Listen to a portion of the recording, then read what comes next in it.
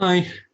So I'm just finishing a postdoc, but I find myself pulled away from astrophysics recently because when I look at the climate science and its social implications, it seems very likely that any contribution I make won't outlive me.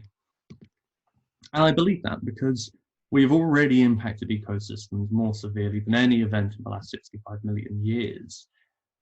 We're driving the world into such a hot state that it's just outside of the boundaries in which human bodies can survive.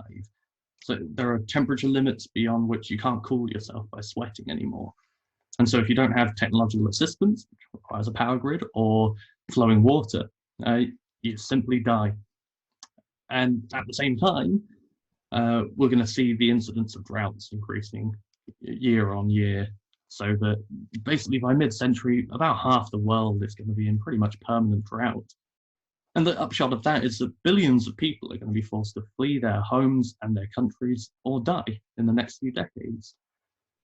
And relatedly, agricultural systems are close to collapse. So this is basically an upshot of the fact that about 3/4 of the world's crops are grown on 1/4 of a cropland, which means that you really don't need very many severe extreme weather events like we're already seeing in the same year across these bread baskets to get a massive catastrophic decline in food production, which leads to mass starvation, war, social collapse. And if that wasn't all bad enough, there are feedback mechanisms which we're starting to invoke, like the melting of the Arctic, release of the permafrost, death of the Amazon, etc. There are dozens of these known feedback mechanisms starting to be activated, and they threaten to kind of imminently push the Earth into a hot state irreversibly. So we don't have any time left to lose, and my priorities have shifted from academia as a result. Now, we've basically known this future for several decades, for 40 years at least. So, but for all our knowledge, we haven't made the slightest dent in political or economic trajectories. So why is that? And there's a lot I could say and I would like to say about the exponential growth model of capitalism, the corporate capture of democracy, of the state, effectively of democracy via media and the capture of the state to elicit the policies they want. But for this audience, the main question I have to pose is what institution, if not the university, do you imagine can hope to drive sufficient change sufficiently rapidly, or to counter the onslaught on truth that we're seeing? So, first of all, let's examine our own assumptions as a community. Now, I've spoken to hundreds of scientists through my work with Scientist Rebellion, and that'll inform what I say here. So first of all, one thing I want to say is that it is really common to have the views simultaneously presented that we must keep temperatures below 1.5 degrees Celsius, and that 2050 targets are ambitious, even radical. These are mutually exclusive statements. A 2050 okay, by 2030, we'll already have smashed through 1.5 degrees in all likelihood, and by 2050, the world will be in turmoil. So a commitment to 2050 decarbonisation is a commitment to genocide.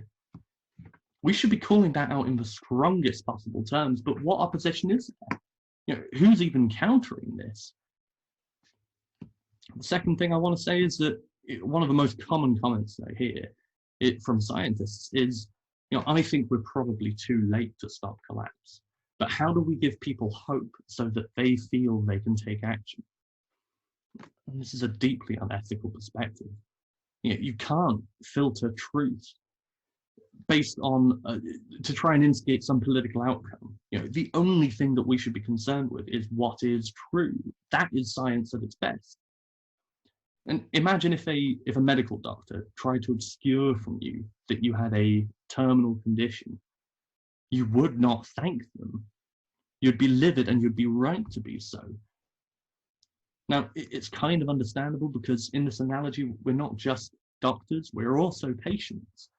But as patients, I think we are in a deep state of denial. Even this session, making astronomy green for future generations, with the best of intentions, it demonstrates a state of denial. We don't just need to make astronomy greener, we need to ensure that there is a livable planet in which that can harbour astronomers, a civilization which can harbour astronomers. The prerequisite is a livable planet. So, I've spoken about the corruption of various institutions. So what about our own? There's a lot that you could say about this. I'll just state that we are preparing students for a future that doesn't exist. And in doing so, we are participating in that deadly denialism. And worse, deliberately or not, we are in many respects training them to contribute to their own destruction. Now, how many physics graduates go into finance, or the military-industrial complex, or those parts of energy generation which are most destructive to the planet? Now, how are we not challenging this? And why do we permit these companies and industries into our institutions? We're turning a blind eye. And relatedly, why do you imagine that science is so overfunded relative to the arts and humanities every year? Do you think it's because our leaders have some commitment to empirical truth, because they appreciate the value there? And clearly that's not the case, because when the truths are inconvenient, they are undermined and belittled. Now, universities have been at the front of quite a lot of progressive movements. You can talk about the anti-war movement, anti-austerity, lots of other things as well. So where is that movement now in this, the most important crisis humanity has ever faced? And what are our responsibilities in these times?